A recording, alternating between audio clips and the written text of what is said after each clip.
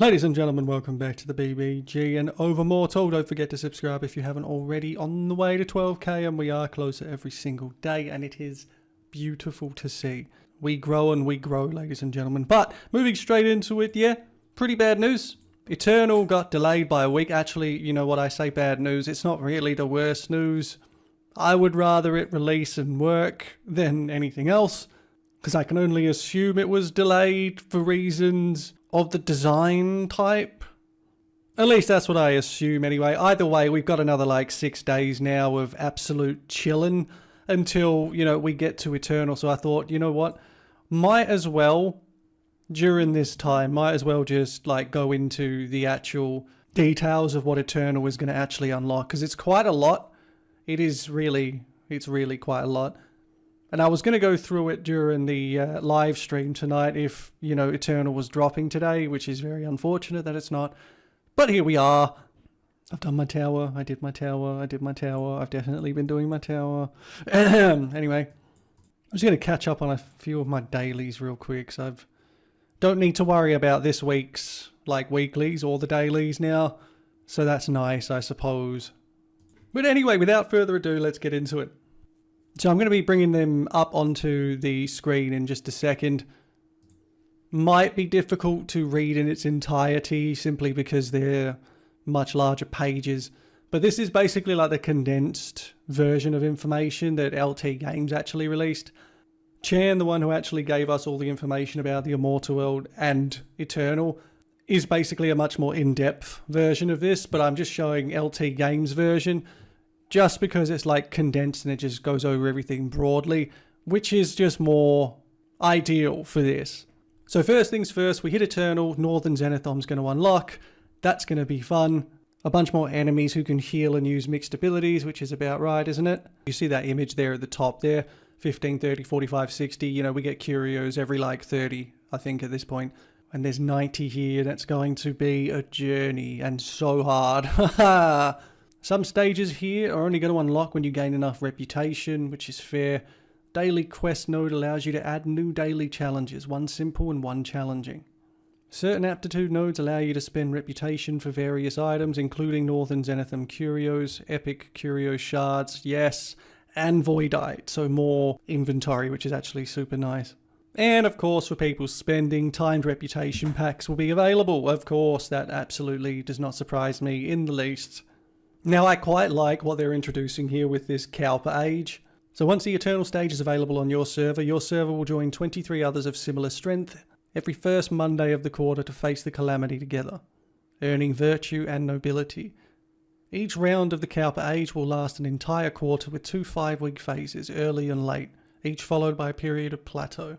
After the early Kalpa age ends, there'll be a 1-week plateau. The Kalpa plateau after the late age will last until the next round arrives. During the early and late age, defeating monsters in Northern Zenithom and participating in Starverse and Kunlun range, which are both new things, mind you, will earn you virtue. During the plateau period, all features will remain available but not get virtue, which is kind of fair, because virtue is like a whole new system that we're going to have to grapple with, shall we say. Now, my confusion is during the early and late phases of Kalpa Age, the Eternal stage is unlocked on the server, and the Kalpa Age will enter a preparation phase with different rewards than the standard. And virtue as a currency is used to rank up nobility, compete for ennoblement, and go after rewards for the actual Kalpa stage itself. And everything gets reset at the end of each round, which is pretty standard. But, what does the Eternal stages unlocked during the early and late phases, meaning we can only break through to the Eternal stage when the Kalpa age begins? I mean, it sounds cool. They're obviously, moving into Eternal, they are clearly, this is just from what I've read so far, they're clearly aiming more towards retention, because this is much more active stuff. But let's see, let's keep going. Ennoblement, the Eternal Palace. Once your server unlocks Eternal and you reach Celestial, your journey in the Eternal Palace begins. So 2 core systems, nobility rank up and domain rankings. Rise through the ranks and compete for higher positions. You gather virtue through various events across the Immortal World, and your accumulated virtue unlocks different nobility paths, exclusive bonuses and curios. Your nobility route determines which positions you can pursue. So that's a huge addition. And even more competition, realistically, depending on how big your server is and if you're in a super sect. I'm really curious about the noble system. Ennoblement, oh my god. Okay. Rankings are based on the total virtue gained in Starverse, Kunlun, Range and Zenithom. When the Kalpa age ends, the Eternal Palace rewards you based on your virtue rankings, Glimmer rankings and Kunlun rankings. Glimmer and Kunlun rankings finalise every Sunday during both early and late Kalpa age. And they're based on the virtues earned each week. Records reset after each week, which is, yeah, that's fair. Rankings prioritise nobility rank first. If ranks are the same, the Taoist with the higher virtue takes precedent.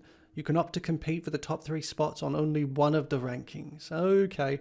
Without opting in, the highest achievable position is 4th. Once confirmed, your choice cannot be changed until the next age. Virtues gained from packs don't count towards rankings? That's so surprising. Holy crap, that actually blows my mind. And that really just actually gives more weight to the fact that they're aiming more towards retention, because for free-to-play and low spenders are going to be able to compete with this. I mean, theoretically, if you're more active, could you rank better? Is that how this is going to go? Noble battle power. Rank up and unlock nobility stats to gain noble BR. It's exclusive to the Eternal Palace system and won't add to your general battle power. The challenge overview in Starverse now shows noble power to help you assess opponent's strength. Interesting. As you rank up your nobility, you'll earn uniforms and accessories. These skins can be equipped outside the Eternal Palace. Titles are assigned based on your current nobility rank. Oh god, nobility suppression. Taoists with a high rank title gain a damage bonus when facing opponents with a lower title. It's the new laws! It's the new laws! Excuse the absolute cookery of this image, but this is just the way it is. Regent realm. If a regent has been appointed, the regent realm will be available the next week, from Wednesday to Friday at a certain time. If no Taoist claims regent title after coronation, regent realm will remain sealed. Each Taoist's weekly exploration time in this realm is 30 minutes. The realm is jointly created by the regent, duke and marquis. Explore it for superior rewards in both quality and quantity. Every 4 minutes grants a regent realm bag, which is configured by the regent. Upon entering the regent realm, you'll receive bonuses that only take effect within this realm. The regent can customize the realm scene, boss, and boss drops. The duke can select the appearance and drops of elite monsters, and the marquis can set the appearance and drops of common monsters. Holy shit. During the Kalpa age, at 10 every Sunday, all Sect members of the regent, duke, and marquis receive an edict of regent, duke, or marquis. Their bearers gain exclusive stat bonuses within the realm. Edicts are cleared upon the next coronation. Following the coronation, the regent, duke and marquis may alter their realm settings at will from Sunday to Tuesday. So that's people actually completely in control of an entire piece of content. Jesus. So it's not locked just to the sect itself. It's just the sect members of the highest level nobility get bonuses. So everyone can still go in there. But that begs the question, you know, do you not need, well, I mean, I guess at least 3 people active and strong enough to become the regent, duke and marquis? Otherwise, you'll never unlock the regent realm. That's going to be a whole thing to sort out. My god. Starverse. In the Glimmer realm, you can enter asterisms to stand guard over its stellar joints, earning virtue and other rewards. Tau-coons? I don't know. Will guard the asterisms when no Taoist is in them. You need to defeat them in order to claim the main stellar joint. A few will have support stellar joints, which you can guard after sending an application to the owner of the main stellar joint.